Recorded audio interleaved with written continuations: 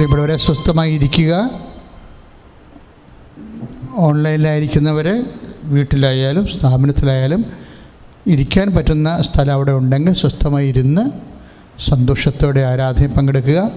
കർത്താവ് ജീവനോടെ എഴുന്നള്ളി അമ്മയുടെ പ്രത്യക്ഷീകരണത്തിൻ്റെ അൾത്താരയിൽ നമ്മൾക്ക് വേണ്ടി സാന്നിധ്യം നൽകുന്ന സ്വർഗീയമായ ഒരു നിമിഷമാണ്. ഈ നിമിഷത്തെ ഓർക്കണം.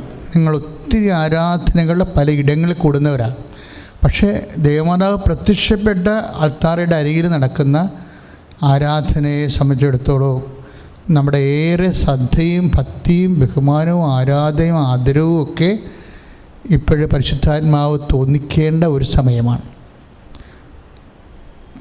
കാര്യം പരിശുദ്ധ ദിവ്യകുർബാന എഴുന്നള്ളി ഇരിക്കുന്ന സമയത്ത് തന്നെയാണ് 2004 ഡിസംബർ 7-ാം തീയതി ഉച്ചയ്ക്ക് 2:30 അമ്മ സിൽവർ ഗിരയിൽ ഇന്ന് കാണുന്ന ഈ സ്റ്റാച്യുവിൻ്റെ അതേ കളറിലും അതേ രീതിയിലുള്ള വരപ്രസാദത്തിൽ കാണപ്പെട്ടത്. ഇതൊരു വലിയ സംഭവമാണ്. സഭയുടെ വിവേചന അധികാരം ഉപയോഗിച്ചുകൊണ്ട് അത് പഠിക്കും. തീർച്ചയായിട്ടും എന്താണ് ദൈവ മനസ്സെന്ന് ലോകത്തോട് സഭ പറയണമെന്നാണ് നമ്മുടെ എല്ലാവരുടെയും പ്രാർത്ഥന. ശ്രദ്ധിക്കട്ടെ. ഹല്ലേലൂയ, ഹല്ലേലൂയ, ഹല്ലേലൂയ, ഹല്ലേലൂയ,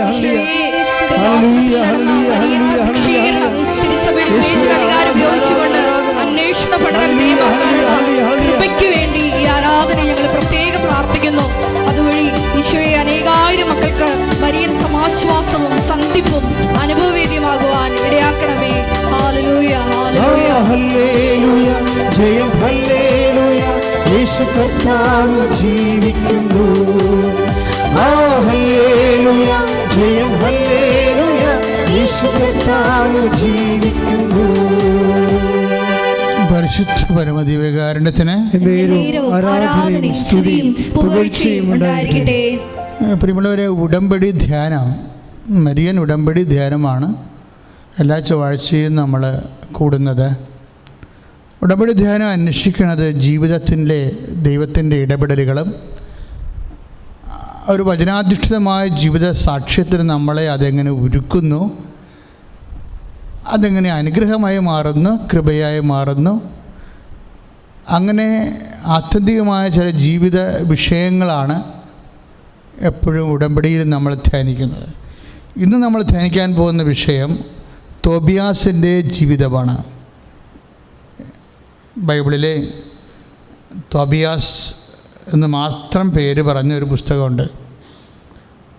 ഭയങ്കരമായ ഒരു പുസ്തകമാണ്. ഇടയ്ക്ക് നിങ്ങൾ വായിക്കുന്നത് നല്ലതാണ്. ഒരു മനുഷ്യൻ, ദൈവഭയമുള്ളൊരു മനുഷ്യൻ എങ്ങനെയാണ് ലോകകാര്യങ്ങളെ സമീപിക്കുന്നത്. It's great and wonderful. ഒരു ദൈവ പൈതലെ വ്യത്യസ്തമായ ജീവിതത്തിൻ്റെ കാലാവസ്ഥകളിലെ എങ്ങനെയാണ് നിറഭേദമില്ലാതെ ദൈവതിരുസന്നിധിയിൽ മങ്ങലേൽക്കാതെ നിൽക്കണത്. എനിക്ക് ഏറ്റവും ഇഷ്ടപ്പെട്ട വചനങ്ങളൊന്ന് തോബിയാസ് 1:3 ഭയങ്കര രസമുള്ള വചനമാണ്. അദ്ദേഹത്തിൻ്റെ സെൽഫ് ഇൻട്രൊഡക്ഷനാണ്. സ്വയം നമ്മളെ പരിചയപ്പെടുത്തണമാണ്. എന്താണ്? ഞാൻ തോബിയാസ്. അത് കേൾക്കുമ്പോൾ തന്നെ ഞങ്ങൾക്കൊരു രസം തോന്നും. തോബിയാസ് 1:3, ഞാൻ തോബിയാസ്. ഇനി അദ്ദേഹത്തെക്കുറിച്ച് അദ്ദേഹം പറയുന്ന കാര്യങ്ങൾ രസമാണ്. എന്താണ്? ജീവിതകാലം അത്രയും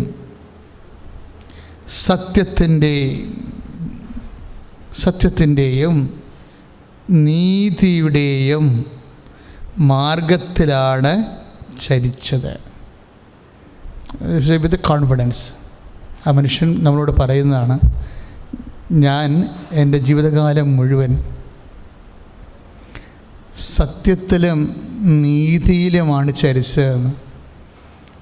പക്ഷേ ഞാനത് ആ പുസ്തകം നമ്മൾ മൊത്തം വായിക്കുമെന്നൊക്കെ മനസ്സിലാകണത് ഒരു ദൈവ പൈതൽ ആ സത്യവും നീതിയേക്കാളും തോബിയാസിൻ്റെ ആധ്യാത്മിക നിലവാരം വളരെയേറെ ഉയർന്നതാണ്.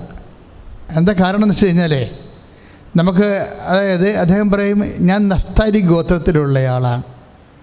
ഇസ്രായേലിൻ്റെ ലീസ്റ്റ് ഗോത്രങ്ങളിലൊന്നാണ് നഫ്താലി. അത്ര നല്ല ഗോത്രമല്ല.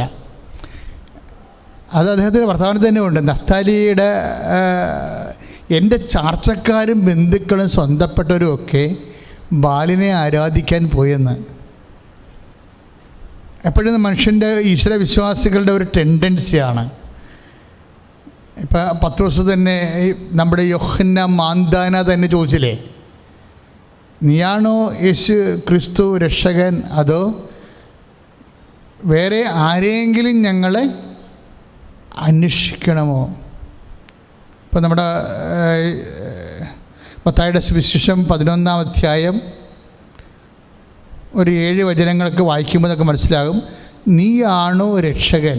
അദ്ദേഹം കാര്യം യോഹന്നാൻ മാന്താന അങ്ങനെ ചോദിക്കുന്നത് പോലെ നമ്മളും ഏതെങ്കിലും കാലത്തൊക്കെ മനുഷ്യൻ ചോദിച്ചു പോകേണ്ട ചോദ്യങ്ങളാണ്. കാരണം ഉടമ്പടി ധ്യാനത്തിൽ നമ്മളെപ്പോഴും ഡിസ്കസ് ചെയ്യണത്, ഒരു മനുഷ്യൻ അവൻ്റെ ജീവിത വ്യാപാരങ്ങളിൽ ഏതെങ്കിലും കാലത്ത് ദൈവതിരുസന്നിധിയിൽ അറിഞ്ഞുകൊണ്ടോ അറിയാതെയോ ഉന്നയിക്കുന്ന ചില ജീവിത ദുർഘടഘട്ടങ്ങളാണ്. അപ്പം ഇദ്ദേഹം പറയണത്, ഞാൻ നഫ്താലി ഗോത്രക്കാരനാണ്, എൻ്റെ ചർച്ചക്കാരെല്ലാവരും തന്നെ കർത്താവിനെ വിട്ടുപോയെന്ന്. ജീവിത ക്ലേശങ്ങളും അധികാര ആഡംബരങ്ങളുടെ ആകർഷണങ്ങളൊക്കെ വന്നപ്പോൾ സത്യദൈവത്തെ വിട്ടുപോയ ഒരു മനുഷ്യനിൽ അവശേഷിക്കുന്ന അവസാനത്തെ കണ്ണിയാണെങ്കിൽ, അതായത് പല പല പ്രലോഭനങ്ങളെ അതിജീവിച്ചാണ് ഈ മനുഷ്യൻ നീതി കാണിച്ച് നിൽക്കുന്നത്. അതാണ് ഞാൻ പറഞ്ഞു, ഞാൻ തോബിയാസാണ്, ജീവിതകാലം മുഴുവൻ നീതിയും സത്യവും നിറവേറ്റി. എന്ന് വെച്ചാൽ ദൈവത്തെ മുൻനിർത്തിയാണ് ഞാൻ അസറിയായിലേക്ക് എന്നെ തടങ്കലിൽ പിടിച്ചുകൊണ്ട് പോയപ്പോഴും അവിടെയുള്ളവരെല്ലാം നിഷിദ്ധമായ ഭക്ഷണം കഴിച്ചപ്പോഴും ഞാൻ കഴിച്ചില്ല. എന്താണ് കഴിക്കാതിരുന്നെന്ന് ചോദിച്ചാൽ, എൻ്റെ ദൈവത്തെക്കുറിച്ചുള്ള ഓർമ്മയായിരുന്നു എൻ്റെ മനസ്സിലെന്ന്. അത് ഒരു വല്ലാത്ത വചനമാണ്. എല്ലാവരും നിഷിദ്ധമായ ഭക്ഷണം കഴിച്ചപ്പോഴും എൻ്റെ കൂടെയുള്ളവരും കുടുംബത്തിലുള്ളവരും ഒക്കെ എല്ലാം നിഷിദ്ധമായ ഭക്ഷണം കഴിച്ചപ്പോഴും ഞാൻ പട്ടിണി നിന്നോ? എന്താണ് പട്ടിണി നിൽക്കാൻ കാരണം? എൻ്റെ കർത്താവിനെക്കുറിച്ചുള്ള ഓർമ്മയാണെന്ന്. അത് ഞാൻ വായിച്ചപ്പോൾ സത്യത്തിൽ എൻ്റെ കണ്ണ് നിറഞ്ഞു പോയി. കാര്യം ദൈവസ്നേഹമുള്ളവർ ആര് വായിച്ചാലും അത് നമുക്ക് കണ്ണ് നിറഞ്ഞു. അതായത് ആ മനുഷ്യൻ എപ്പോഴും പട്ടിണി നിൽക്കുന്നതിൻ്റെ പിന്നിലുള്ളത് എൻ്റെ കർത്താവിനെക്കുറിച്ചുള്ള ഓർമ്മയാണ്. ഇപ്പം നമ്മൾ ദിവ്യകുർബാനയുടെ ജീവിതം ജീവിക്കുന്നവരാണ് അല്ലേ ക്രൈസ്തവർ. അത് ആ ജീവിതം ഒരു ഓർമ്മപ്പടിയായിട്ടാണ് നമ്മൾ ജീവിക്കണത്. കർത്താവിനെക്കുറിച്ചുള്ള ഓർമ്മ ഒരു ഭക്തൻ്റെ ജീവിതത്തിൽ അവനെ മുന്നോട്ട് നയിക്കുന്ന ഏറ്റവും വലിയ കാര്യമാണ്. എന്ത്? കർത്താവിനെക്കുറിച്ചുള്ള ഓർമ്മ. പാപം ചെയ്യാതിരിക്കാനും കൃപയിൽ വളരാനുള്ള സുവിശേഷ സാക്ഷ്യ പ്രവർത്തികൾ ചെയ്യാനും നമ്മളെ പ്രേരിപ്പിക്കുന്ന അടിസ്ഥാന ഘടകം ഏതാണെന്ന് ചോദിച്ചാൽ കർത്താവിനെക്കുറിച്ചുള്ള ഓർമ്മയാണ്. പരിശുദ്ധാത്മാവ് നമുക്ക് നൽകുമ്പോഴും ഈശോ പറഞ്ഞത്, ഞാൻ പഠിപ്പിച്ചിട്ടുള്ളതെല്ലാം നിങ്ങളെ അനുസ്മരിപ്പിക്കുമെന്നാണ്. എൻ്റെ വാക്കും പ്രവൃത്തിയും നിങ്ങളെ അനുസ്മരിപ്പിക്കും. അതായത് ഒരു മനുഷ്യന് എന്താണെന്ന് ചോദിച്ചാൽ അദ്ദേഹത്തിൻ്റെ വേഴ്സ് ആൻഡ് ഡീഡ്സാണ് അല്ലേ. ഒരു മനുഷ്യൻ ആരാണ് എന്ന് ചോദിച്ചു കഴിഞ്ഞാൽ അദ്ദേഹത്തിൻ്റെ വാക്കുകളും പ്രവൃത്തികളുമാണ് അദ്ദേഹം. അപ്പോഴേ യേശുവിൻ്റെ വാക്കുകളും പ്രവൃത്തികളും നമ്മളെ അനുസ്മരിപ്പിക്കും എന്ന് പറഞ്ഞാൽ യേശുവിനെ അനുസ്മരിപ്പിക്കും എന്നർത്ഥം. ഇപ്പം യോഹന്നാൻ 14:26 എന്താ പരിശുദ്ധ ഈശോ പറയണത്? ഞാൻ യോഹന്നാൻ 14:26 അതായത് ഞാൻ പഠിപ്പിച്ചിട്ടുള്ളതെല്ലാം നിങ്ങളെ അനുസ്മരിപ്പിക്കും എന്ന് വെച്ചാൽ എൻ്റെ വാക്കും എൻ്റെ പ്രവൃത്തിയും നിങ്ങളെ അനുസ്മരിപ്പിക്കും. ഒരു വ്യക്തി എന്ന് പറയുന്നത് എന്താണ്? വാക്കും പ്രവൃത്തിയുമാണ്. എന്ന് വെച്ചാൽ അർത്ഥം എന്താണ്? പരിശുദ്ധാത്മാവ് യേശുവിനെ നമ്മളെ അനുസ്മരിപ്പിച്ചു കൊണ്ടേയിരിക്കും.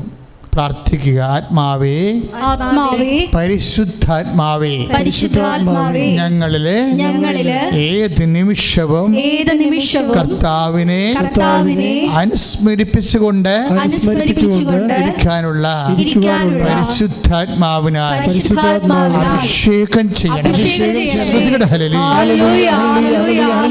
പരിശുദ്ധ പരമ ദിവ്യകാരുണ്യത്തിന്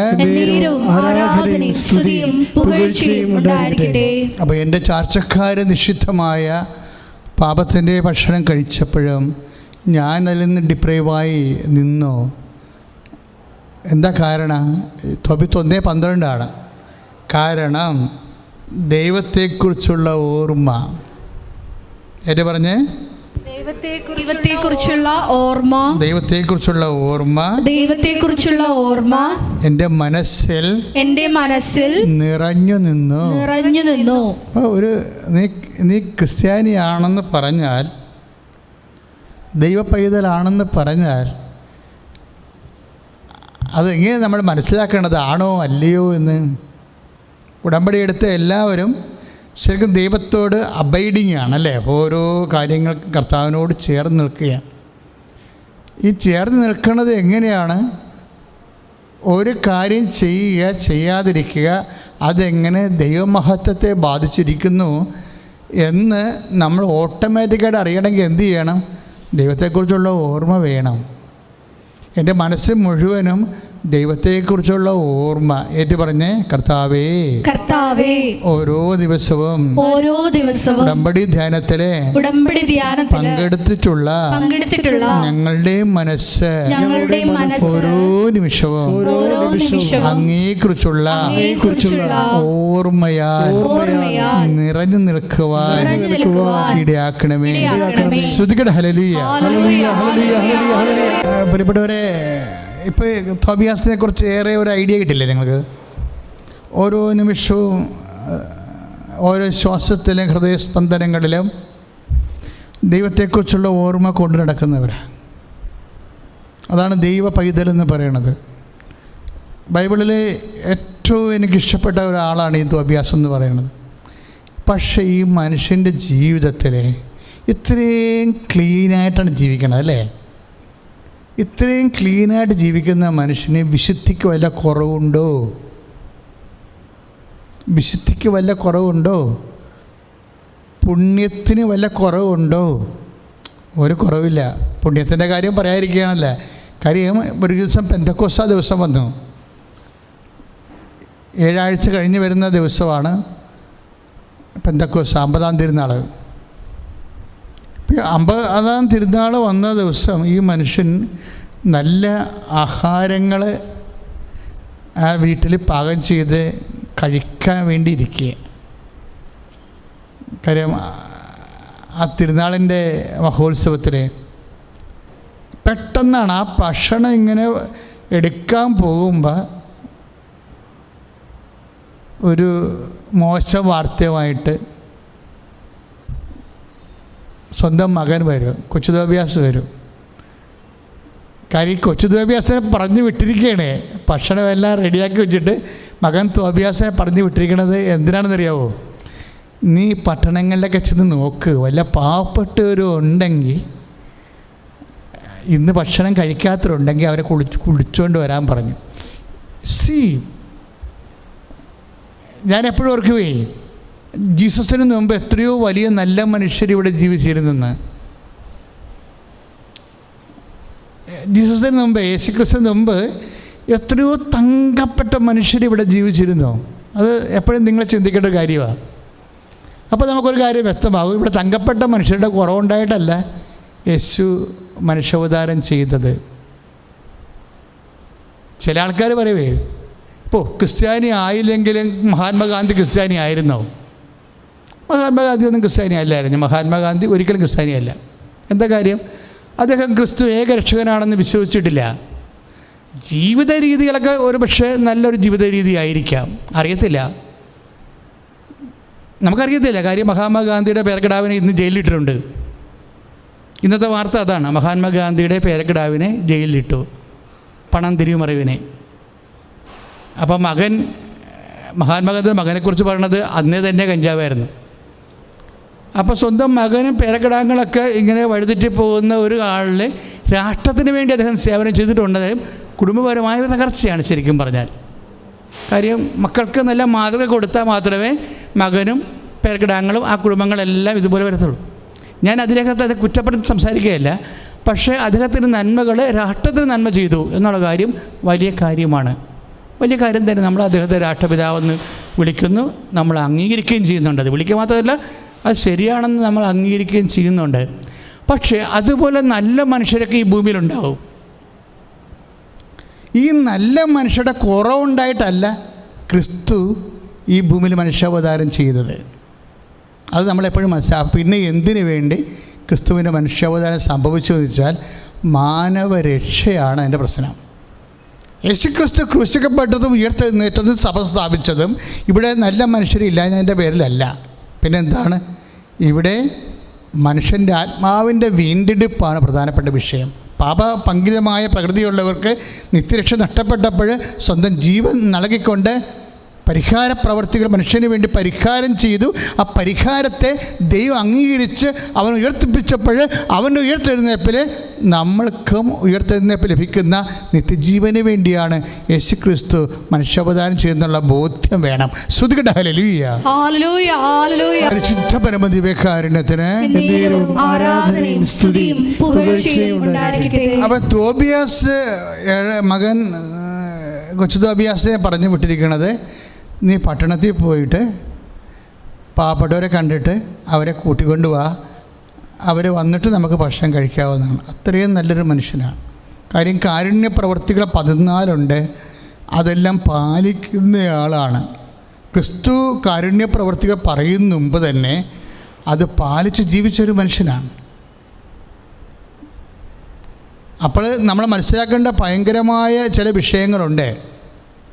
അതായത് ഞാൻ നഗ്നനായിരുന്നു, നിങ്ങളെന്നെ ഉടുപ്പിച്ചു, എനിക്ക് വിശന്നു, നിങ്ങളെനിക്ക് ഭക്ഷണം തന്നു, ഞാൻ പരദേശിയായിരുന്നു, നിങ്ങൾക്കൊരു അഭയം വരളി എന്ന് പറയുന്ന നമ്മൾ മത്തായി ശ്ലീഹായുടെ 25-ാം അധ്യായത്തിൽ 35-ാമത്തെ വാക്യത്തിലുള്ള അന്ത്യവിധിയുടെ പ്രീക്രെക്സിറ്റുകൾ, മുന്നാവശ്യങ്ങളെല്ലാം കൃത്യമായി നിറവേറ്റുന്ന ഒരാൾ പഴയ നിയമത്തിൽ തോബിയാസിനെ കാണുകയാണ്. അപ്പം നമ്മൾ പറയുന്ന ഈ സന്മാർഗ ജീവിതത്തിൻ്റെയും പുണ്യജീവിതത്തിൻ്റെയും അപ്പുറത്തൊക്കെ ഒരു സ്പേസാണ് ക്രിസ്തുവിനുള്ളത്. ഈ ലോകത്തുള്ള മനുഷ്യന്മാരെ എല്ലാം നല്ല ജീവിതം, സന്മാർഗ ജീവിതം നയിപ്പിക്കുക, അതുപോലെ തന്നെ അവരെ കൂടുതലും മനുഷ്യോചിതന്മാരായി സ്നേഹസമ്പന്നരാക്കി മാറ്റുക എന്നുള്ള ഒരു സാമൂഹ്യ ക്ഷേമ പ്രവർത്തനമല്ല സുവിശേഷത്തിൻ്റെ ലക്ഷ്യം. ആരും തെറ്റിദ്ധരിക്കുകയൊന്നും വേണ്ട. സുവിശേഷം അതൊക്കെ എപ്പോഴും പ്രൊമോട്ട് ചെയ്യുമ്പോൾ അതെല്ലാം ഒരു മാർഗമായിട്ടാണ് എടുക്കണം, ലക്ഷ്യമല്ല. ഇവിടെയാണ് നമുക്ക് തെറ്റിപ്പറ്റണത്. നമ്മുടെ വിശുദ്ധി പോലും ഒരു മാർഗമാണ്, ലക്ഷ്യമല്ല. ഇപ്പം ഞങ്ങൾ ബ്രഹ്മചരികളാണ്. ഇപ്പം ഈ പൗരോഹിത്യം, ഇപ്പം സിസ്റ്റേഴ്സിന് എന്തുമാത്രം സിസ്റ്റേഴ്സാണ് നമുക്കുള്ളത്. അവരെല്ലാം വിശുദ്ധിയുടെ കന്യാവ്രതം പാലിച്ച് ജീവിക്കുന്നവരാണ്. പക്ഷേ അതൊന്നും അവരുടെ ലൈഫല്ല, അവരുടെ ലക്ഷ്യമല്ല, അത് മാർഗമാണ്. നമ്മുടെ വിശുദ്ധിയെല്ലാം നമ്മൾ ചെയ്യുന്ന ഓരോ പ്രവൃത്തികളും എല്ലാം മാർഗങ്ങളാണ്, ലക്ഷ്യമല്ല. അപ്പോൾ ലക്ഷ്യം എന്താണെന്ന് നമ്മൾ അറിയേണ്ടി വരും. ലക്ഷ്യം എന്താണെന്ന് അറിയേണ്ടി വരണമെങ്കിൽ നമ്മൾ തോബിയാസിനെ പഠിക്കണം. ഇപ്പം തോബിയാസിന് എന്താ സംഭവിച്ചിരിക്കുന്നത്? തോബിയാസിനോട് വന്ന് കൊച്ചു തോബിയാസ്, മകൻ തോബിയാസ് പറഞ്ഞു, പട്ടണക്കാരും കണ്ടില്ല, പക്ഷേ ഒരു മൃതശരീരം നിരത്തിൽ കിടക്കണ കണ്ടെന്ന് പറഞ്ഞു. മൃതശരീരം. അപ്പോൾ സെന്നാച്ചെറീബ് അവർ കൊന്നു കളഞ്ഞതാണ്. കാര്യം ജൂദയിൽ നിന്ന് രക്ഷപ്പെടുന്നവരെല്ലാം കൊല്ലണ ഒരു കാലമായിരുന്നത്. അപ്പം അടക്കുന്നവനും ക്രിമിനൽ കുറ്റത്തിൽ ജയിലിലായി പോകും, അല്ലെങ്കിൽ നാട് കടത്തും. പക്ഷേ ഇത് ഒരു മൃതശരീരം കിടക്കണമെന്ന് കണ്ടപ്പോൾ തന്നെ ഈ മനുഷ്യൻ പിന്നെ ഭക്ഷണം കഴിച്ചില്ല. അവിടുന്ന് എഴുന്നേറ്റ് പോയപ്പോഴെന്താണ്? സാബത്ത് ദിവസമാണ്, അടക്കണമെങ്കിൽ സൂര്യൻ അസ്തമിക്കണം. മൃതശരീരം ഒളിപ്പിച്ചു വെച്ചും ആ മനുഷ്യൻ അവിടെ ഇരുന്നു. സാബത്ത് കഴിഞ്ഞിട്ട് പോയി അത് അടക്കിയിട്ട് തിരിച്ചു വന്ന് ഒരു മതിലെ ചാരി ഇരിക്കുകയാണ്. മതിലെ ചാരി കാര്യം തളർച്ച കൊണ്ടേ വീട്ടിൽ കയറാൻ പറ്റാതെ തളർച്ച കൊണ്ട് നമുക്കറിയാമല്ല പട്ടിണി നിന്നിട്ടാണ് ഈ മൃതശരീരം സംസ്കരിക്കാൻ പോയത്. 6-7 മണിയാകുമ്പോൾ തിരിച്ചു വരുമ്പോൾ തളർന്നു പോയി ഉറങ്ങിപ്പോയി. ഒരു മതിലിൻ്റെ ചാരി ഉറങ്ങിപ്പോയപ്പോൾ അവിടെ ആ മതിലെ ഇരുന്ന കുരുവി കാട്ടുചെത് ഈ മനുഷ്യൻ്റെ കണ്ണിന് വീണ് കണ്ണിൻ്റെ കാഴ്ച പോയി. ഇപ്പോൾ എന്നാ പറ്റി ഒന്ന് ചിന്തിച്ച് നോക്കിയേ. കണ്ണിൻ്റെ കാഴ്ച പോയി. ഇതിവിടെ ഇങ്ങനെ ഞാൻ നിർത്തുകയാണ് ഈ വിഷയം. അതായത് അത് സ്തുതിക്കട്ടെ. ഹല്ലേലൂയ ഹല്ലേലൂയ ഹല്ലേലൂയ ഹല്ലേലൂയ യേശുവേ നന്ദി യേശുവേ ആരാധന ജീവിതത്തിൽ ആകസ്മികമായി നടക്കുന്ന സംഭവങ്ങളിലെല്ലാം ദൈവഹിതം അറിയുവാനുള്ള കൃപ പ്രദാനം ചെയ്യണമേ. ഹല്ലേലൂയ ഹല്ലേലൂയ ഹല്ലേലൂയ യേശുവേ നന്ദി യേശുവേ പരിശുദ്ധ പരമദിവ്യകാരുണ്യത്തിന് ആരാധനയും സ്തുതിയും പുകഴ്ചയും ഉണ്ടായിരിക്കട്ടെ. അച്ഛൻ ഇത് പറയണമെന്നറിയാവോ? അതായത് പലരും വിശുദ്ധിയോടെ ജീവിക്കുന്നുണ്ട്, അതുപോലെ തന്നെ കുടുംബ പ്രാർത്ഥന മുടക്കണില്ല, അല്ലേ? ഞായറാഴ്ച കുർബാനയ്ക്ക് പോകാൻ പറ്റുന്നില്ലെങ്കിലും ലോക്ക്ഡൗൺ ആയതുകൊണ്ടും കൃത്യമായിട്ട് കുർബാന പങ്കെടുക്കുന്നുണ്ട്, ഓൺലൈനിലാണെങ്കിലും പങ്കെടുക്കുന്നുണ്ട്. പറ്റുന്ന പോലെയൊക്കെ നമ്മൾ ദൈവത്തിന് വേണ്ടി ജീവിക്കുന്നുണ്ട്. പക്ഷേ ഇങ്ങനെയൊക്കെ നമ്മൾ വിശുദ്ധിയോടെ ജീവിക്കുമ്പോഴും പലരുടെയും മനസ്സിലുള്ള എന്താണെന്നറിയാവോ? കർത്താവേ, ഞാൻ ഇങ്ങനെയൊക്കെ ജീവിക്കുന്നത് എനിക്ക് പണിയുണ്ടാക്കരുത് നീ. അതാണ് പലരും എന്നോട് സങ്കടത്തെ ചോദിച്ചിട്ടുണ്ട്. അച്ഛാ, ഞാൻ കുഞ്ഞുനാൾ മുതൽ ഓൾട്ടർ ബോയാണ്, ഞങ്ങളുടെ വീട്ടിൽ കുടുംബ പ്രാർത്ഥന മുടക്കിയിട്ടില്ല. എല്ലാവരും ദൈവത്തെ തള്ളി പറയുമ്പോഴും ഞാൻ ദൈവത്തെ ഓൺ ചെയ്ത കുടുംബത്തിൽ ഒരുപക്ഷെ ഒരാൾ മാത്രം, ഞാൻ മാത്രമാണ് പള്ളിയുമായിട്ട് ബന്ധമുള്ള. ബാക്കി ആർക്കും പള്ളിയോട് ദൈവികമായ കാര്യങ്ങളോട് അവർ റെഗുലർ അല്ല. ഒത്തില്ലെങ്കിൽ ജീവിക്കുന്ന ആൾക്കാരാണ്. പക്ഷേ അവർക്കാർക്കും ഒരു കുഴപ്പമില്ല. അവരൊക്കെ വളരെ അടിച്ചു പൊളിച്ച് ജീവിക്കുന്നുണ്ട്. അവർക്ക് സന്തോഷമാണ്, അവർക്ക് ജീവിതം തന്നെ രസകരമാണ്.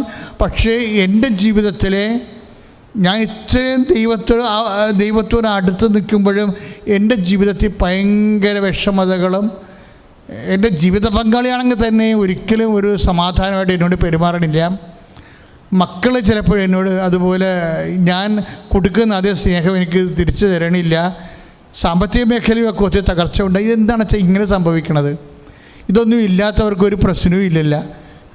അപ്പോഴും ഞാൻ എൻ്റെ ചേട്ടന്മാരോട് അന്യന്മാരോടൊക്കെ എൻ്റെ ഈ ഭക്തിയും പ്രാർത്ഥനയൊക്കെ കാണുമ്പോൾ പറയടാ, നീ എൻ്റെ പ്രാർത്ഥനയൊക്കെ ഒന്ന് നിർത്ത്, ഒന്ന് കുറക്ക്. അപ്പം ഞങ്ങളെപ്പോലെ മര്യാദക്ക് ജീവിക്കാൻ നോക്കും ജീവിതവുമായിട്ട് ബന്ധപ്പെട്ട്. അല്ലെങ്കിൽ ഈ അധികം ദൈവത്തെ നമ്മുടെ അധികം അടുപ്പിച്ച് കഴിഞ്ഞാൽ നമുക്ക് പണി കിട്ടും. അതൊക്കെ ആർക്കറിയാൻ പാടില്ലാത്തത്. ഞങ്ങളെ കണ്ടില്ലേ, ദൈവത്തിന് ഒരു പരിധി വരെ പുറത്തേ നിർത്തത്തുള്ളൂ. ഒത്തിരി അടുപ്പവുമില്ല, ഒത്തിരി അകുലവുമില്ല. അങ്ങനെ ഒരു റെസ്പെക്റ്റബിൾ ഡിസ്റ്റൻസ് അങ്ങ് കീപ്പ് ചെയ്താൽ മതി എന്നാണ് ചേട്ടന്മാർ എന്നെ ഉപദേശിക്കുന്നത്. സത്യം പറഞ്ഞാൽ എന്താണ് ഞാനും ചാകും, കുറച്ച് കഴിയുമ്പോൾ അവരും ചാകും. അപ്പോൾ എനിക്കും കിട്ടും, അവർക്കും കിട്ടും. എന്താണെന്ന് വെച്ച് കഴിഞ്ഞാൽ ദൈവം തരുന്നത് കിട്ടും.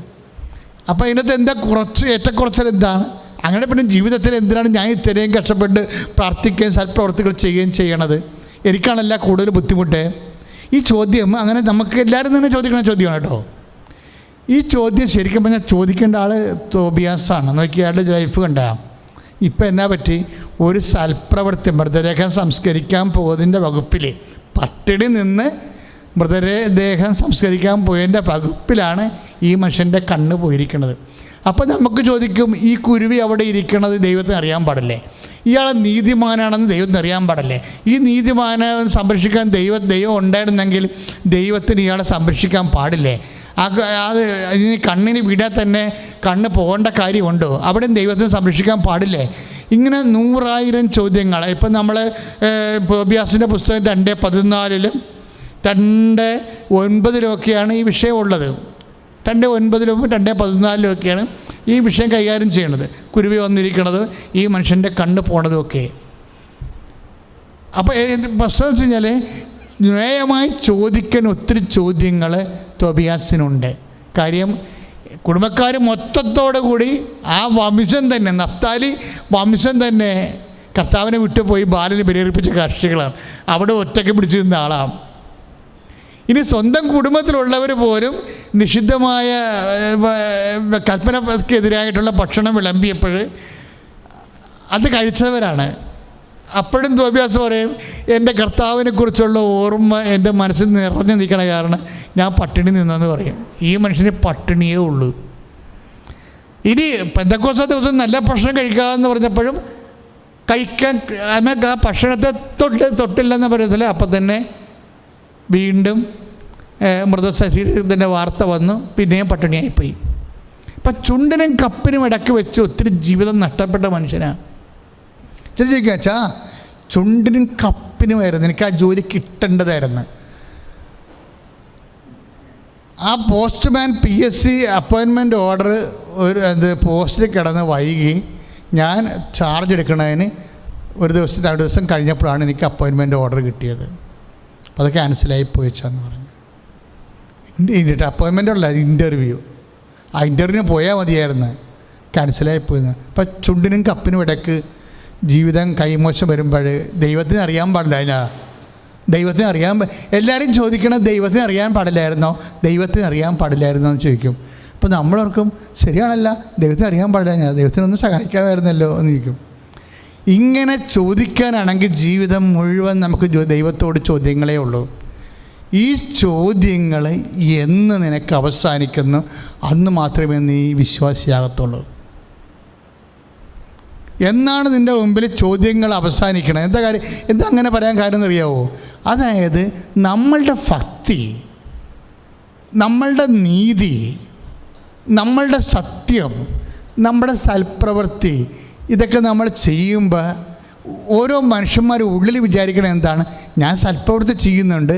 ഇപ്പോൾ ഉടമ്പടിയിൽ നമ്മൾ എന്തുമാത്രം സൽപ്രവൃത്തികൾ ചെയ്യുന്നല്ലേ, എന്തുമാത്രം ഭക്തിയിൽ നമ്മൾ വചനം ഓരോ ദിവസവും അരമണിക്കൂർ വചനം വായിക്കുന്നു, എന്തുമാത്രം ഭക്തിയിൽ നമ്മൾ വചനം പ്രചരിപ്പിക്കുന്നു, എന്തുമാത്രം ഭക്തിയിൽ നമ്മൾ ഓരോരോ കാര്യങ്ങൾ നിറവേറ്റിയെടുക്കുന്നു. പക്ഷെ അങ്ങനെയൊക്കെ ചെയ്യുമ്പോൾ ദൈവമായിട്ട് ഒരു ബാർഗെയിനിങ് ടെൻഡൻസിയിലേക്ക് വരരുത്. കാര്യം നമ്മൾ 8:32 ഒക്കെ വായിക്കുന്ന പോലെ, Ephesians 8:32 വായിക്കുന്ന പോലെ ഇതിനെ നമ്മൾ ആഗ്രഹിക്കുന്നതിനേക്കാൾ കൂടുതലാണ് ദൈവത്തിന് നൽകാൻ കഴിയണത്. അപ്പോൾ ദൈവത്തിന് നൽകാൻ കഴിയുന്ന വിഷയങ്ങളെ അധികരിച്ചുകൊണ്ട് നമ്മൾ സൽപ്രവൃത്തികൾ ക്രമീകരിക്കുക, വിശുദ്ധിയെ ക്രമീകരിക്കുക, സുഹൃത്തുക്കളെ ക്രമീകരിക്കുക. ഇനി ഒറ്റ വാക്കിൽ പറഞ്ഞാൽ, ഞാൻ സുഹൃത്തോടു കൂടി ജീവിക്കുന്നു, അതുകൊണ്ട് നീ എനിക്ക് ഇന്ന കാര്യം നീ എനിക്ക് തരണം. ഞാൻ വിശുദ്ധിയോട് ജീവിക്കുന്നു, അതുകൊണ്ട് ഞാൻ ഇന്ന കാര്യങ്ങൾ എനിക്ക് തരണം. എനിക്ക് കേട് വരരുത്, എൻ്റെ തടി കേടാക്കരുത്, എനിക്ക് അപകടം വരരുത്, എനിക്ക് രോഗം വരരുത്, ഒന്നും വരരുത്. അപ്പോൾ പല ആൾക്കാരും പ്രാർത്ഥിക്കുന്നത് എന്തിനാണെന്ന് ചോദിച്ചാൽ, പല ആൾക്കാരും വിശുദ്ധിയോട് ജീവിക്കുന്നത് എന്താണെന്ന് ചോദിച്ചാൽ, പല ആൾക്കാരും ജീവിതത്തിൽ ദൈവത്തോട് അടുത്ത് നിൽക്കണത് എന്താണെന്ന് ചോദിച്ചാൽ ഒറ്റ വാക്യമേ ഉള്ളൂ, നമുക്ക് പണിയുണ്ടാക്കരുത് കർത്താവേ. നമ്മുടെ കുഞ്ഞുങ്ങളൊക്കെ ഓരോ സ്ഥലത്തൊക്കെ പഠിക്കുകയാണ്, അതുങ്ങൾക്കൊക്കെ ഒരു അപകടമൊന്നും ഉണ്ടാകാതെ പഠിത്തം തീർക്കണം. അപ്പം ചില അമ്മമാർ ഒക്കെ ദൈവത്തിൽ നിന്നും മുട്ടിപ്പായിട്ട് മാറാതെ നടക്കുകയാണ്. മകളെ കാനഡയിലാണ് കർത്താവ്, അവൾ സായപ്പണി ലൈനടിക്കല്ലേ. ചുമ്മാ അമ്മമാരുടെ ഓരോ ഉത്കണ്ഠകളാണേ. ഇങ്ങനെ ഓരോരോ കണ്ടീഷൻ വെച്ചുകൊണ്ടാണ് ദൈവത്തിൻ്റെ അടുത്ത് എല്ലാവരും അല്ല, പല മനുഷ്യരും അടുക്കണത്. അപ്പം എന്തിനാണ് നീ ഭക്തി ആചരിക്കണത്, എന്തിനാണ് നീ വിശുദ്ധി ആചരിക്കണത് എന്ന് ചോദിച്ചു കഴിഞ്ഞാൽ, നമ്മുടെ തടി കേടാകാതിരിക്കാനാണെന്നുള്ളതാണ് പൊതുവെയുള്ള ഒരു ഐഡിയ. ഈ ഒരു ഐഡിയ ആണെങ്കിൽ ഒരിക്കലും നീ ദൈവപൈതലാകാൻ സാധ്യതയില്ല. ദൈവത്തിൻ്റെ മുമ്പിൽ ഒരു ഇടപാടുകാരനാകും നീ. ഇന്നത്തെ പല വിശ്വാസികളുടെയും പ്രശ്നം എന്താണെന്ന് വെച്ച് കഴിഞ്ഞാൽ, വിശ്വാസികളില്ല, ദൈവപൈതലുമില്ല, ദൈവവുമായിട്ടുള്ള ഇടപാടുള്ളവരുണ്ട്, ഇടപാടുകാരുണ്ട്. ലോകത്തിൽ എനിക്ക് തോന്നിയിട്ട് ഞാൻ 32 വർഷമായി ഞാൻ ഈ കൗൺസിലിംഗ് ശുശ്രൂഷയിലിരിക്കുന്നത്. അപ്പോൾ എനിക്ക് മനസ്സിലായൊരു സത്യം, ഓരോരോ കാലം ചെല്ലുന്തോറും വിശ്വാസികൾ കുറയുന്നു, ദൈവ പൈതൽ കുറയുന്നു, പക്ഷേ ഇടപാടുകാർ കൂടുന്നു. ഓരോ ദൈവ പൈതലും കാലാന്തരത്തിൽ ഇടപാടുകാരായിട്ട് മാറുന്നു.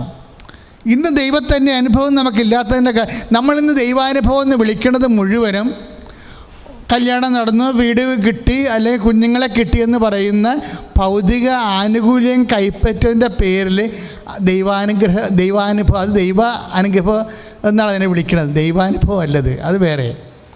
ദൈവത്തിൻ്റെ അനുഗ്രഹമാണ്, ഫിസിക്കൽ ഫേവേഴ്സാണ്. ദൈവ അനുഗ്രഹവും ദൈവ അനുഭവവും രണ്ടും രണ്ടാണ്. ഇന്ന് പലപ്പോഴും ദൈവാനുഭവം എന്ന് പറയണത് ദൈവാനുഗ്രഹത്തിനെയാണ്. ദൈവാനുഗ്രഹം എന്ന് പറയുന്നത്, ബ്ലെസ്സിങ്സ് എന്ന് പറയുന്നത് ഫിസിക്കൽ ഫേവേഴ്സാണ്. ഫിസിക്കൽ ഫേവേഴ്സ് എന്ന് പറയുന്നത് എന്തിനാണ്? ഭൗതിക ആനുകൂല്യങ്ങൾ. ഭൗതിക ആനുകൂല്യങ്ങൾ എന്തിനു വേണ്ടിയുള്ളതാണ്? ശരീരത്തിന് വേണ്ടിയുള്ളതാണ്.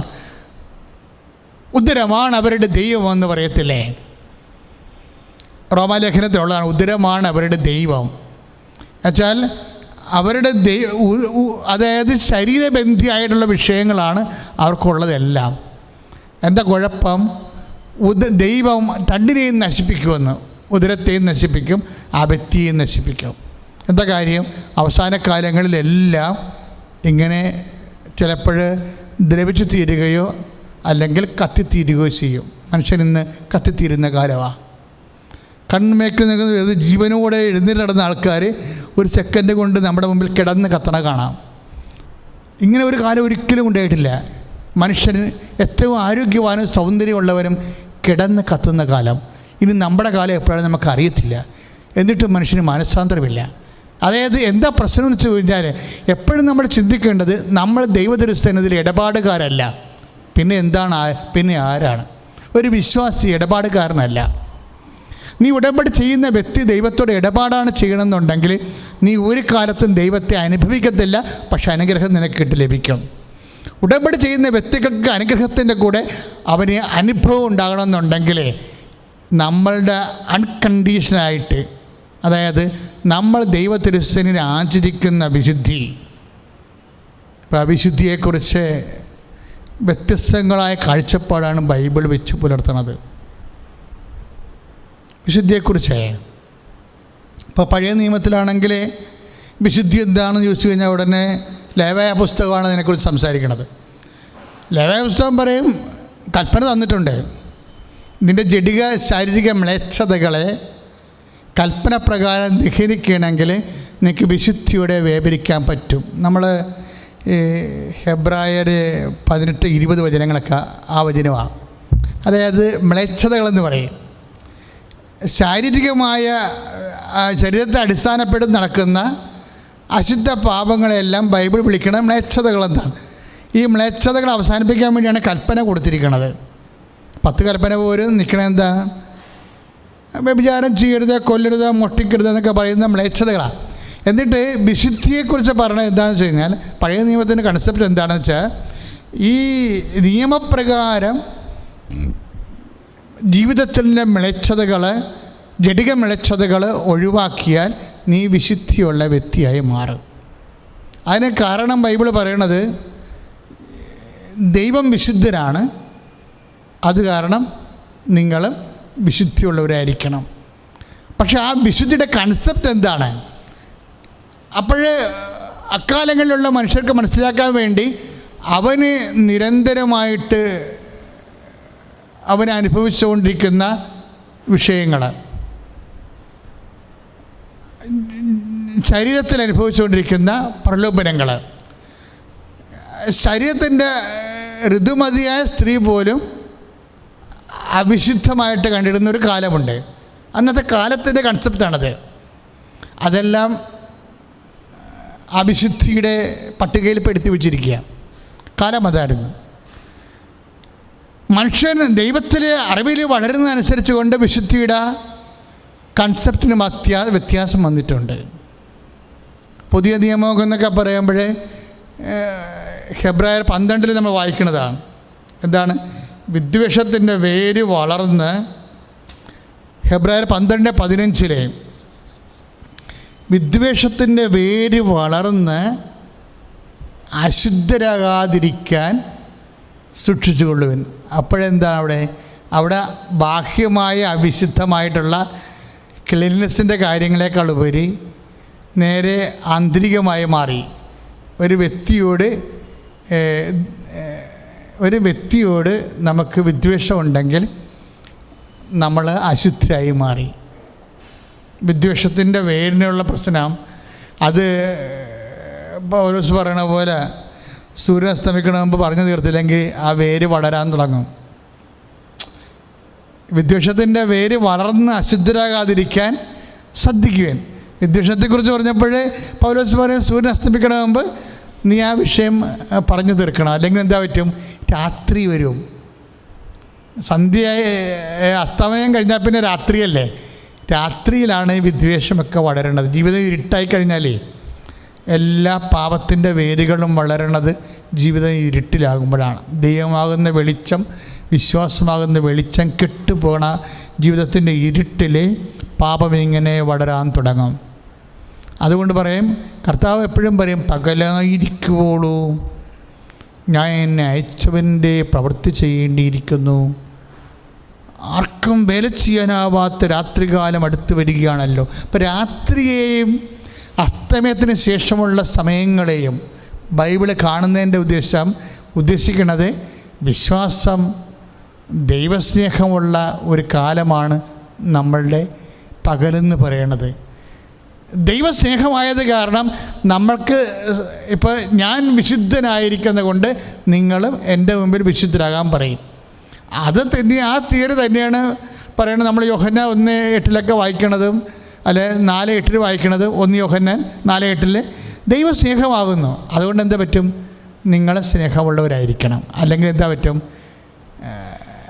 നിങ്ങൾ വിദ്വേഷമായിട്ടില്ലായിരിക്കണമെങ്കിൽ അശുദ്ധരായി തീരും.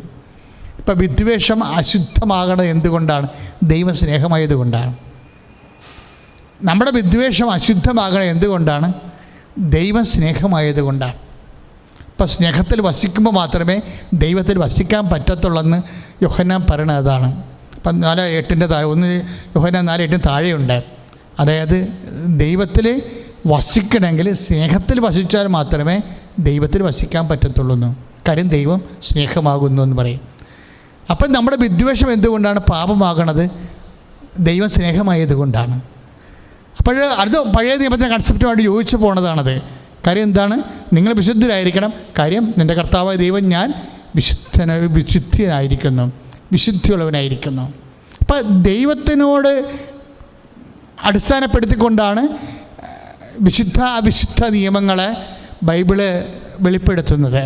പ്രാർത്ഥിക്കുക, കർത്താവായ ദൈവമേ, കർത്താവായ ദൈവമേ, കർത്താവായ ദൈവമേ, കർത്താവായ ദൈവമേ, വിശുദ്ധിയിൽ ജീവിക്കുവാൻ ദൈവത്തെ മാത്രം പരാമർശിക്കുന്ന സുവിശേഷ ചൈതന്യത്താൽ എന്നെ ഉണർത്തണമേ. പരിശുദ്ധ പരമദിവ്യകാരുണ്യത്തിന് ആരാധനയും സ്തുതിയും പുകഴ്ചയും ഉണ്ടാകട്ടെ. ഇനി നിങ്ങളോട് ഞാൻ ഈ ആഴ്ച ധ്യാനിച്ച വിഷയം പറയാം. ഞാൻ ഈ ആഴ്ചയിൽ കർത്താവിൻ്റെ സുവിശേഷം 17-ാം അധ്യായം, യോഹന്നാൻ്റെ 17-ാം അധ്യായം 17, 18, 19, 20 വചനങ്ങളാണ് ധ്യാനിച്ചത്. കാര്യം ആ വചനം ധ്യാനിച്ചുകൊണ്ടാണ് ഞാൻ തോബിയാസിലേക്ക് പോകാൻ കാരണം. കാര്യം ഈ വചനത്തിൽ ക്രിസ്തു വിശുദ്ധിക്ക് വേണ്ടി പ്രാർത്ഥിക്കുന്നുണ്ട്.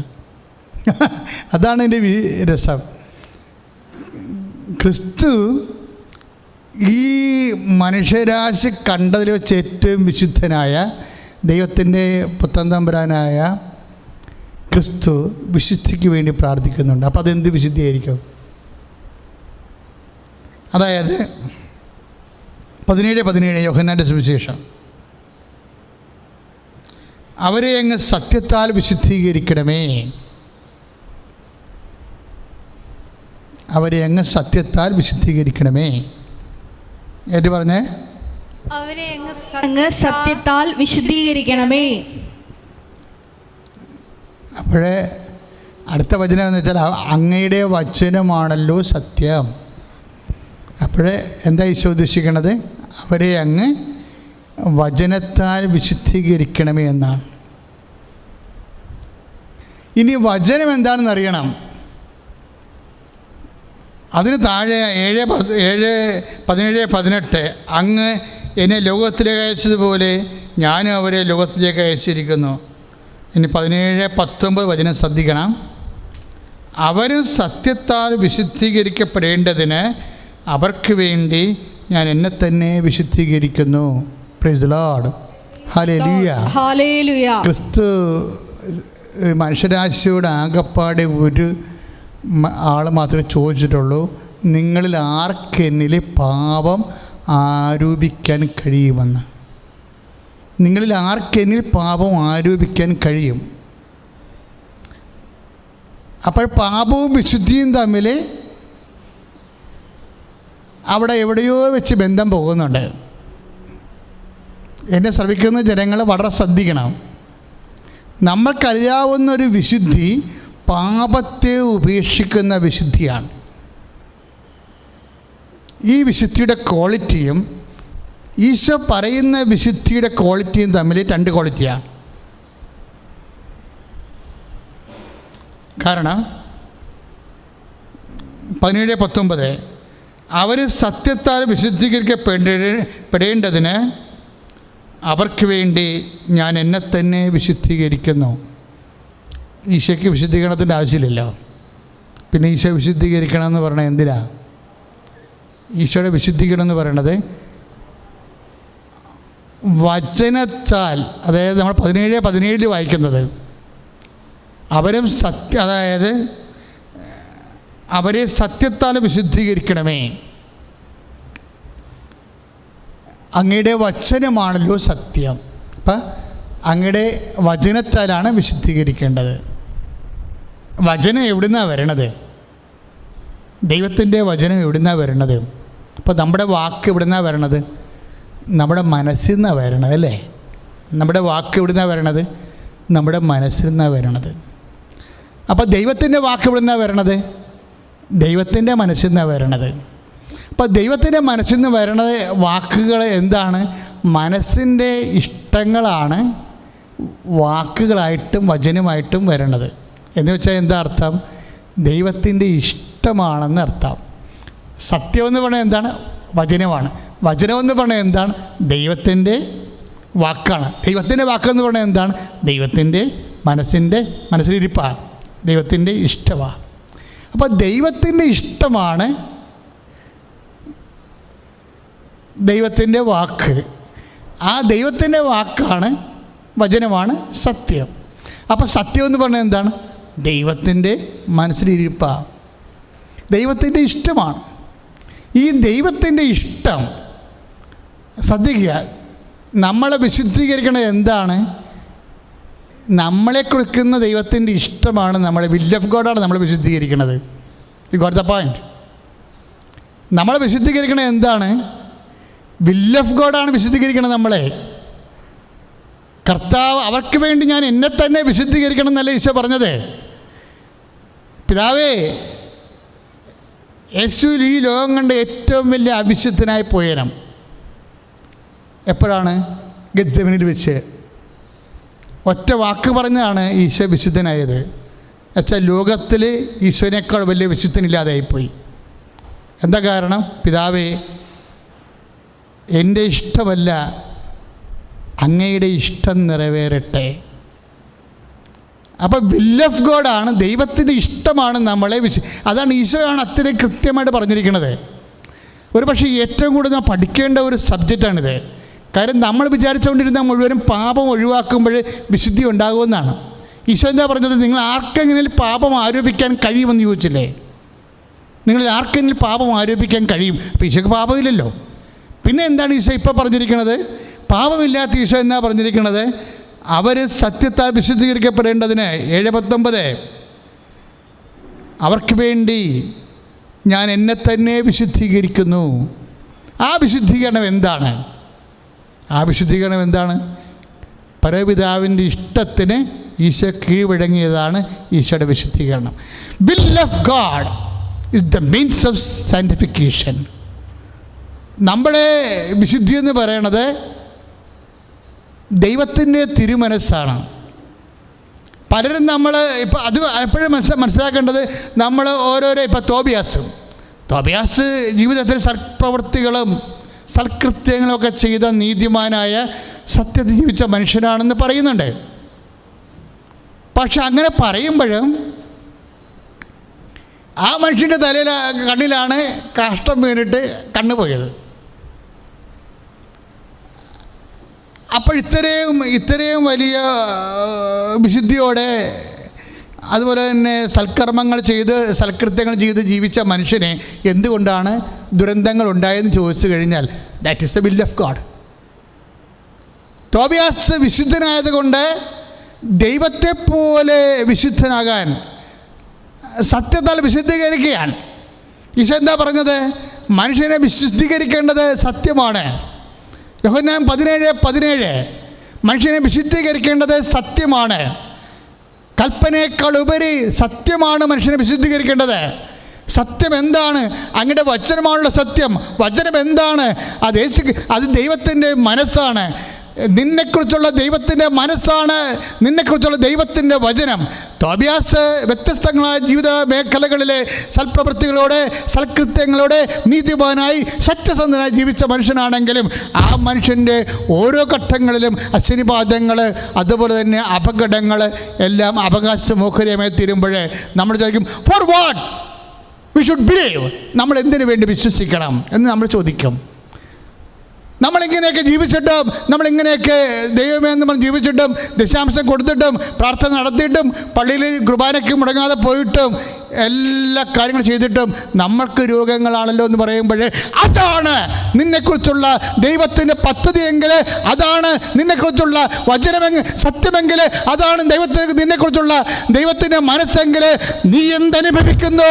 നിൻ്റെ മനസ്സിന് വിഖ്യാതമായിട്ട് നിൻ്റെ ജീവിതത്തിൽ നിൻ്റെ മനസ്സാക്ഷിക്കും നിൻ്റെ താല്പര്യങ്ങൾക്കും നിൻ്റെ ആഗ്രഹങ്ങൾക്കും എതിരായിട്ട് നിൻ്റെ ജീവിതത്തിൽ സംഭവിക്കുന്നുവോ അത് when we take the name of Jesus Christ at the will of God, you will be satisfied in the name of Jesus Christ. അവൻ്റെ നാമത്തിലാണ് നമ്മൾ അപ്പോൾ വിശുദ്ധീകരിക്കപ്പെടുന്നത്.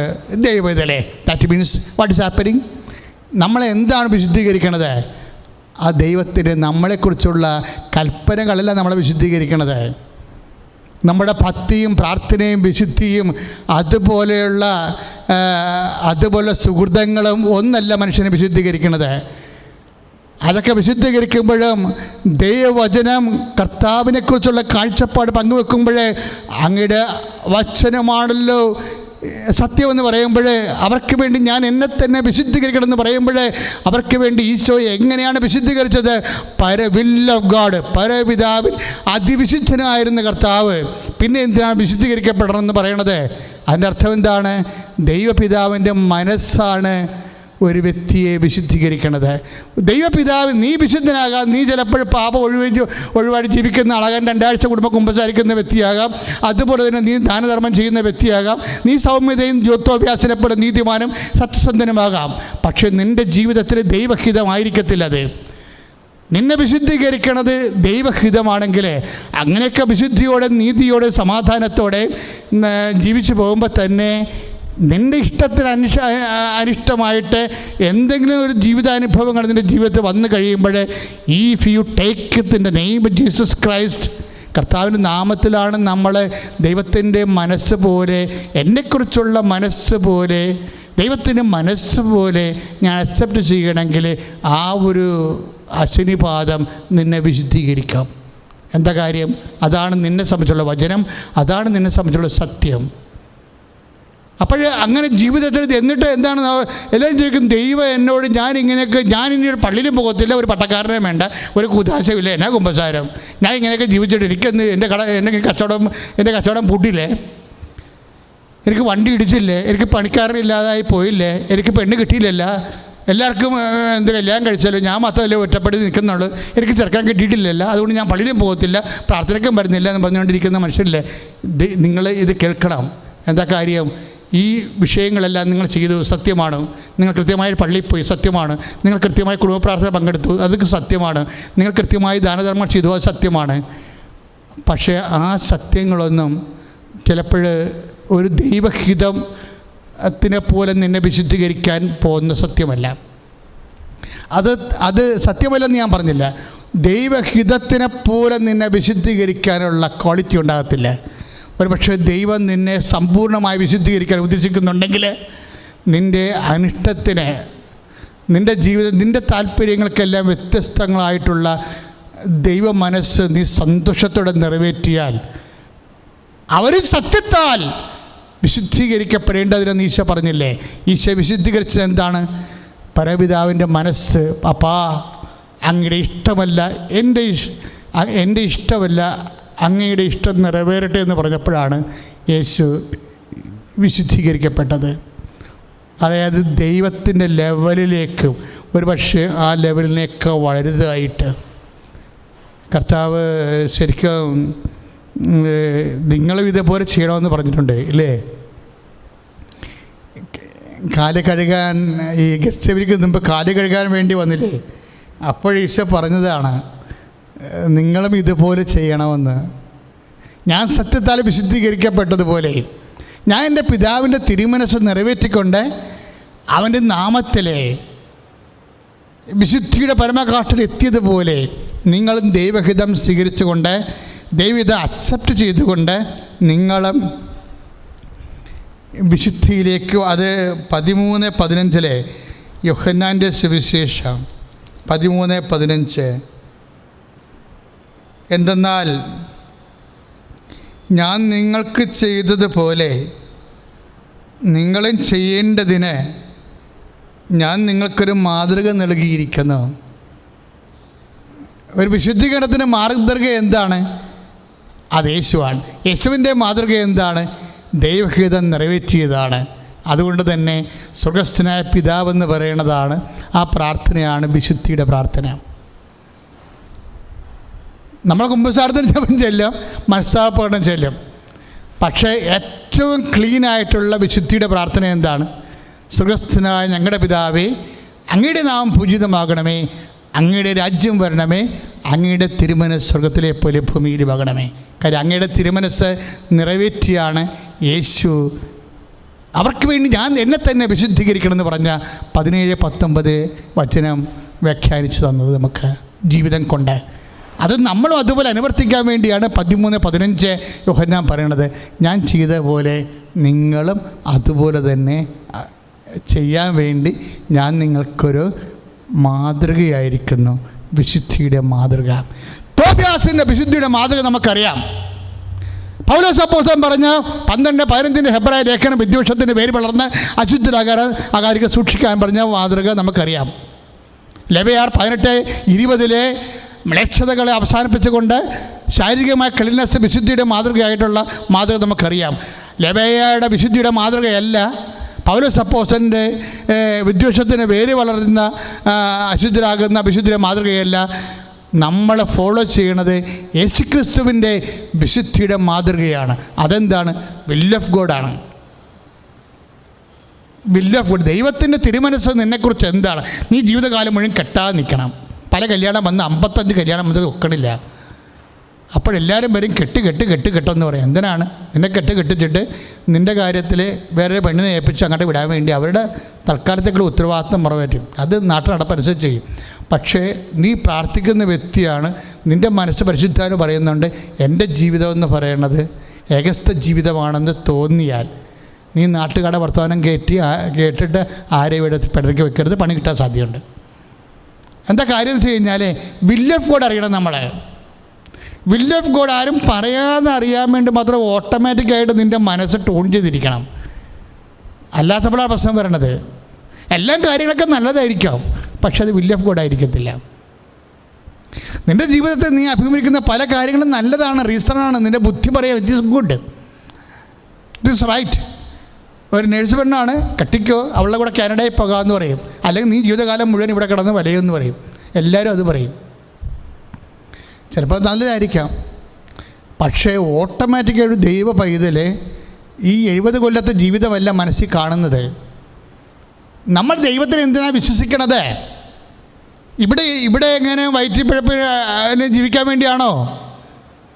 അല്ല. നമ്മളെന്തിനാണ് ദൈവത്തെ വിശ്വസിക്കണത്? ദൈവത്തിൻ്റെ കൂടെ നമുക്ക് നിത്യതയോളം ജീവിക്കാൻ വേണ്ടിയല്ലേ? ഈ നിത്യതയോളം നമ്മൾ ജീവിക്കാനുള്ള ഭക്ഷണം എന്ന് പറയുന്നത്, നിത്യതയ്ക്ക് വേണ്ടിയുള്ള ഭക്ഷണം എന്ന് പറയുന്നത് വിൽ ഓഫ് ഗോഡാണ്. ആ വിൽ ഓഫ് ഗോഡ്, ദൈവത്തിൻ്റെ മനസ്സ്, അത് നിറവേറ്റാൻ ഓട്ടോമാറ്റിക്കായിട്ട് നമുക്ക് സാധിക്കണം.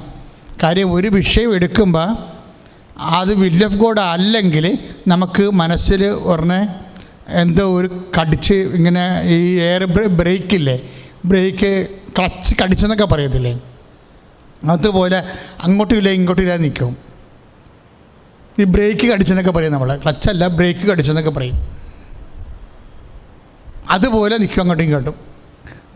നീ പ്രെയർ ചെയ്യുമ്പോൾ എപ്പോഴും ശ്രദ്ധിക്കേണ്ട ഇതാണ്, ദൈവമേ വിൽ ഓഫ് ഗോഡ് എന്തായാലും പെട്ടെന്ന് മനസ്സിലാക്കാനുള്ള കൃപയിലേക്ക് എന്നെ വളർത്തണമേ എന്ന്. കാര്യം അതിന് ആരും പ്രത്യേകിച്ച് വന്ന് പറയേണ്ട കാര്യമൊന്നുമില്ല. അത് ഓട്ടോമാറ്റിക്കായിട്ട് ആ ദൈവപൈതലിന് ഓൺ പ്രോസസ്സിന് മനസ്സിലാകും, ആന്തരിക ബുദ്ധിയിൽ ആന്തരിക ചൈതന്യത്തിൽ മനസ്സിലാകും. ആ വിൽ ഓഫ് ഗോഡാണ് ഒരു വ്യക്തി. ഇപ്പം ഞങ്ങൾ പറഞ്ഞില്ലേ, ഞങ്ങൾ ബ്രഹ്മചാരികളായിട്ട് ജീവിക്കുന്നു. ബ്രഹ്മചാര്യം കൊണ്ട് ഒന്നും സ്വർഗം നേടാനൊന്നും പറ്റത്തില്ല, നമുക്കറിയാം. സിസ്റ്റേഴ്സ് ഉണ്ട്, അവരെല്ലാം കന്യയായിട്ട് ജീവിക്കുന്നു. ആ കന്യകത്വം കൊണ്ട് സ്വർഗം നേടാൻ പറ്റുമെന്നുള്ള, സ്വർഗം നേടാനല്ല, മഹത്വപൂർണമായ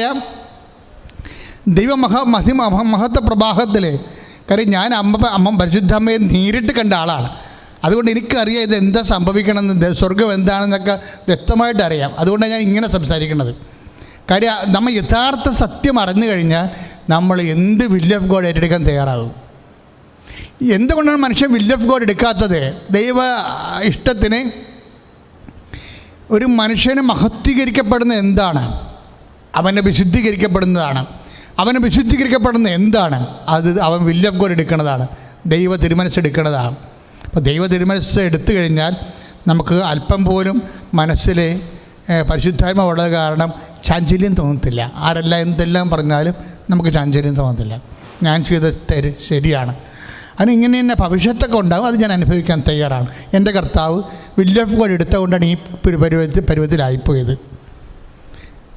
പരപിതാവിൻ്റെ ഇഷ്ടം നിറവേറ്റിയത് കൊണ്ട് കർത്താവിന് ജാമ്യത്തിലാരും വിട്ടില്ല, പിടിച്ച് കുരിശത്തിറക്കേണ്ടത് ചെയ്തത്.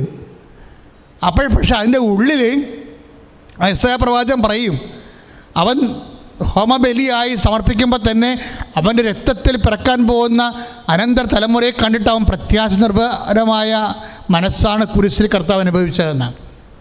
ആ വിൽ ഓഫ് ഗോഡ് എടുക്കുമ്പോൾ പ്രത്യാശ മനസ്സിലുണ്ടാകും.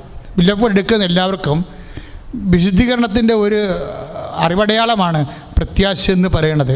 ദൈവത്തിലെ എന്തെങ്കിലും കാര്യത്തിന് നീ എന്നാണ് ക്രിസ്ത്യാനിയാകണം ചോദിച്ചാൽ, എന്ന് നീ പരിഭവം അവസാനിപ്പിക്കുന്നു, പരാതികൾ അവസാനിപ്പിക്കുന്നു, എന്ന് നിനക്ക് വന്നിരിക്കുന്ന വിഷയങ്ങളെ വിൽ ഓഫ് ഗോഡായിട്ട് എടുത്തിട്ട് ആന്തരിക സന്തോഷമുണ്ടാകുന്നു, അന്ന് നീ ദൈവപൈതലായി മാറും. പ്രാർത്ഥിക്കുക. കർത്താവായ ദൈവമേ, എൻ്റെ ജീവിതത്തിലെ വിശുദ്ധിയുടെ മാനദണ്ഡമായി എൻ്റെ ഈശോ ഏറ്റെടുത്ത ദൈവ തിരുമനസ് നിറവേറ്റാനുള്ള ആത്മീയ അഭിഷേകം എനിക്ക് നൽകണമേ. ഞാൻ ഏറ്റെടുത്തിരിക്കുന്ന ജീവിത രീതികളെ എന്ത് തന്നെയായാലും, വിവാഹമായാലും സന്യസ്ത ജീവിതമായാലും രഹസ്യ ജീവിതമായാലും അതെല്ലാം ദൈവ തിരുമനസ്സാകുന്ന ലക്ഷ്യം നിറവേറ്റാനുള്ള മാർഗം മാത്രമാണെന്ന് വിശ്വസിച്ചുകൊണ്ട് എൻ്റെ ഭക്തിയും എൻ്റെ നീതിയും എൻ്റെ സുഹൃതവും എല്ലാം ദൈവ തിരുമനസ് നിറവേറ്റാനുള്ള എൻ്റെ പുണ്യജീവിതവും സുവിശേഷ സാക്ഷി ജീവിതവും എല്ലാം ദൈവ തിരുമനസ് തിരുമനസ് നിറവേറ്റാനുള്ള മാർഗമാണ്. ലക്ഷ്യമെന്ന് പറയുന്നത് ദൈവ തിരുമനസ്സാണ്, അത് നിറവേറ്റുന്നതാണെന്ന് ആഴമായി എന്നെ ബോധ്യപ്പെടുത്തണമേ. ശ്രുതികട ഹല്ലേലൂയ.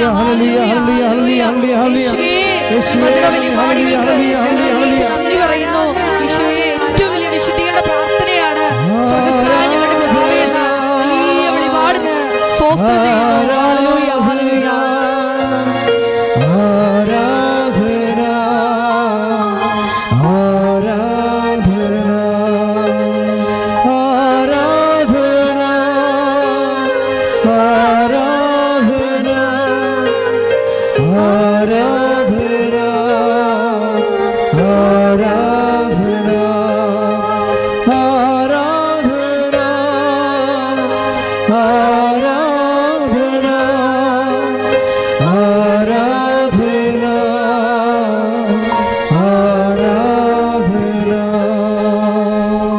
രോഗസൗഖ്യ പ്രാർത്ഥനയിലേക്ക് പ്രവേശിക്കുകയാണ്. രോഗമുള്ളിടത്ത് നിങ്ങൾ കൈകൾ വെച്ച് പ്രാർത്ഥിക്കേണ്ടതാണ്. അത് വിശ്വാസപ്രമാണം ചെല്ലണം, അല്ലെങ്കിൽ സ്വർഗസ്ഥനായ പിതാവ് ചെല്ലിയാൽ മതി. രോഗമുള്ളിടത്ത് കർത്താവ് ഇപ്പോൾ നിങ്ങളെ സുഖപ്പെടുത്തുന്ന സമയമാണ്. രോഗമുള്ളിടത്ത് തൊണ്ടരോഗമുള്ളവരുണ്ടാവും. ടോൺസൈറ്റ് രോഗികൾ, തൈറോയ്ഡ് രോഗികളൊക്കെ തൊണ്ടരോഗം, നെഞ്ചുവേദനക്കാർ, കരരോഗികളൊക്കെ നെഞ്ചിൽ കൈവെക്കണം. ഉദരരോഗികൾ, പിസ്തുല രോഗികൾ, PCOD രോഗികൾ, ഗർഭസ്ഥ ശിശു ഉള്ളവർ, അവന് തൂക്കമില്ലാത്തവർ, ഗർഭസ്ഥ ശിശുവിനെ ഹൃദയസ്പന്ദനം കുറഞ്ഞിട്ടുള്ളവർ, വെയിറ്റ് കുറവാണെന്ന് പറഞ്ഞിട്ടുള്ളവരെല്ലാം ഗർഭിണികളെ അടിവയറ്റ് കൈവെക്കണം. പിസ്തുല രോഗികൾ, അൾസർ രോഗികളൊക്കെ എല്ലാം അടിവയറ്റ് കൈവെക്കണം. വ്യത്യസ്തങ്ങളായ സ്രാവ രോഗികളുണ്ട്. ദ്വാരങ്ങളിൽ നിന്നൊക്കെ പഴുപ്പും ചോരയൊക്കെ എപ്പോഴും പുറത്തു വരുന്ന സ്രാവരോഗികൾ, അവരെല്ലാം ഇപ്പോൾ സമർപ്പിച്ച് പ്രാർത്ഥിക്കുന്ന സമയമാണ്. അവരെ സന്തോഷത്തോടെ സ്വർഗസ്ഥനായ പിതാവ് ചൊല്ലിക്കൊണ്ടിരുന്നാൽ മതി. കർത്താവ് അവരെ സ്പർശിച്ച് സുഖപ്പെടുത്തും. വിവാഹം ഒത്തുവരാത്തവരുണ്ട്, കുഞ്ഞുങ്ങളില്ലാത്തവരുണ്ട്, വീടില്ലാത്തവർ, അതുപോലെ തന്നെ ജോലിയില്ലാത്തവർ, വിദേശ ജോലി നഷ്ടപ്പെട്ടിട്ട് അവിടെ സാലറി ഇല്ലാതെ ജീവിക്കുന്നവരുണ്ട്, ഇവിടുന്ന് പോകാൻ വേണ്ടി പാടുപെടുന്നവരുണ്ട്. ലോക്ക്ഡൗൺ ആയത് കാരണം സമയത്ത് യൂണിവേഴ്സിറ്റിയിലോ എത്തിച്ചേരാൻ പറ്റാത്തവരുണ്ട്. അവരെല്ലാം ഈ സമയത്ത് ഓർക്കുകയാണ്. നിങ്ങൾ ആ ഉദ്യമങ്ങളിൽ നിന്ന് പിന്തിരിയരുത്. കൃപാസനത്തിൻ്റെ അമ്മ നിങ്ങളെ പ്രാർത്ഥിച്ച് നിങ്ങളുടെ യഥാർത്ഥ ലക്ഷ്യങ്ങളിലെത്തിക്കും. ഉദ്യമങ്ങളിൽ നിന്ന് പിന്തിരിയണ്ട. ഞങ്ങളിവിടെ നിങ്ങൾക്ക് വേണ്ടി പ്രാർത്ഥിക്കുകയാണ്. പുതിയ കോഴ്സ് ആരംഭിച്ചിട്ടുള്ളവരുണ്ട്, പുതിയ കോഴ്സിന് വേണ്ടി അഡ്മിഷന് വേണ്ടി പരിശ്രമിക്കുന്നവരുണ്ട്. അവരെല്ലാം ഞങ്ങൾ ഈ സമയത്ത് ഓർക്കുന്നു.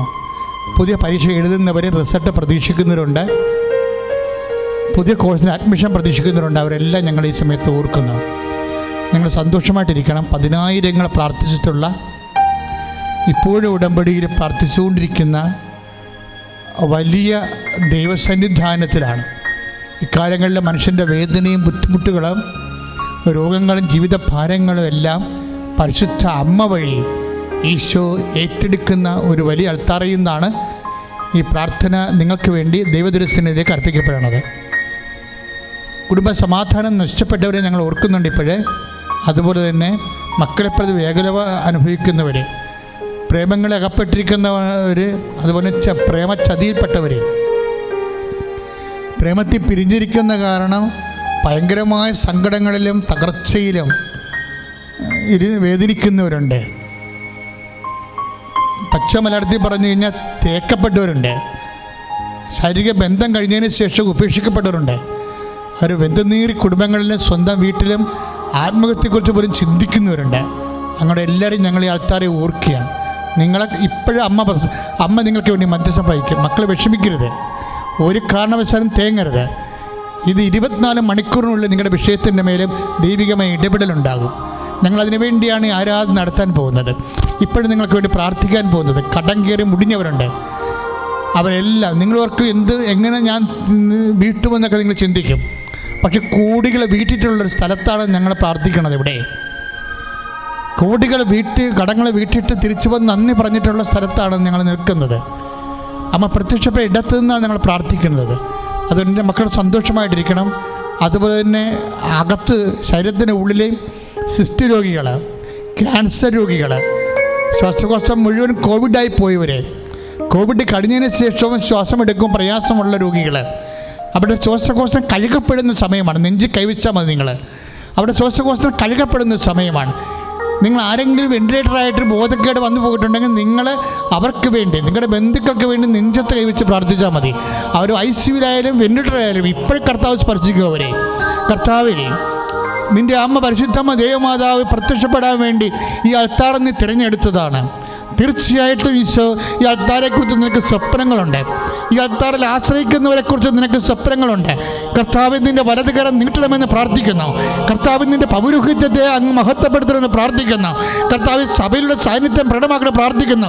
എൻ്റെ കർത്താവിൻ്റെ ഉന്നതമായ നാമത്തിൽ 35 വർഷത്തെ പൗരോഹിത്യം കൊണ്ട് ഞാൻ ശുശ്രൂഷിച്ച് എൻ്റെ കർത്താവിൻ്റെ ഉന്നതമായ നാമത്തിൽ സഭയുടെ അധികാരത്തെ കുറിച്ചിൻ്റെ അടയാളത്തിൽ ദൈവശക്തിയാൽ ഇപ്പോൾ ആരെല്ലാം പ്രാർത്ഥിക്കുന്നു അവരെല്ലാം ദൈവത്തിൻ്റെ ശക്തിയും ദൈവത്തിൻ്റെ സൗഖ്യവും അനുഭവിക്കട്ടെ. ശ്രുതികട്ടെ hallelujah. Hallelujah. Hallelujah, hallelujah, hallelujah. Hallelujah, hallelujah, hallelujah, hallelujah. ഞങ്ങളുടെ ഓരോരുത്തരുടെയും വ്യത്യസ്തമായ ജീവിത മേഖലകളെ പ്രാർത്ഥിക്കുന്നു. എല്ലാ മേഖലകളിലും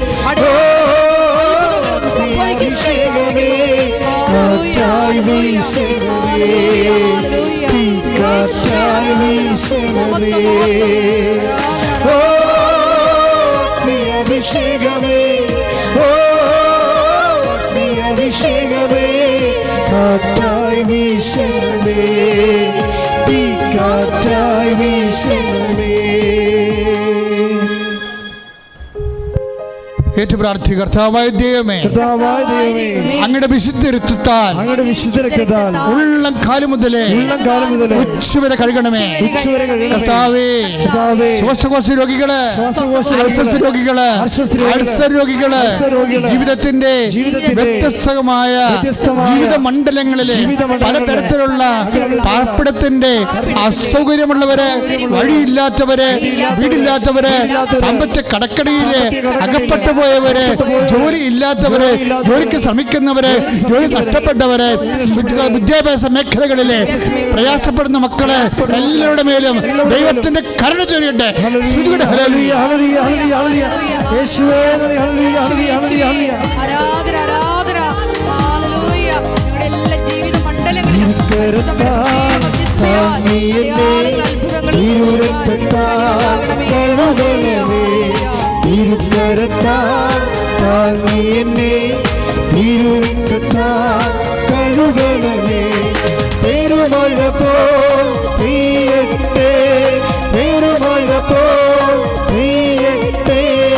യേശുവിൻ രക്തം, യേശുവിൻ രക്തം, യേശുവിൻ തിരുരക്തം, യേശുവിൻ രക്തം, യേശുവിൻ രക്തം, യേശുവിൻ തിരുരക്തം.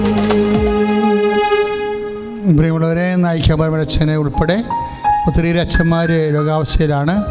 അവന് സുവിശേഷ പ്രവർത്തകർ കുറച്ച് പേര് രോഗാവസ്ഥയിലാണ്. ലോകം മുഴുവനുമുള്ള കോവിഡ് രോഗികളെ, അതിനുവേണ്ടി ബൈസ്റ്റാൻഡേഴ്സാണ് നിൽക്കുന്നവരെ, ആരോഗ്യ പ്രവർത്തകരെയൊക്കെ ഈ സമയത്ത് ഓർത്തുകൊണ്ട് സൗഖ്യത്തിനായി ശ്രദ്ധിക്കട്ടെ. Hallelujah. Pour out His Spirit.